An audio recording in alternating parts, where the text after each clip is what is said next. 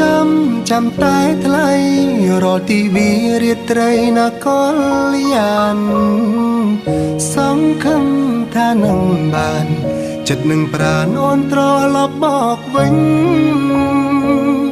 សង្ឃឹមថាដូចដើមនៃតែស្នេហ៍ស្មោះមិនអោយបងតោម្នេញ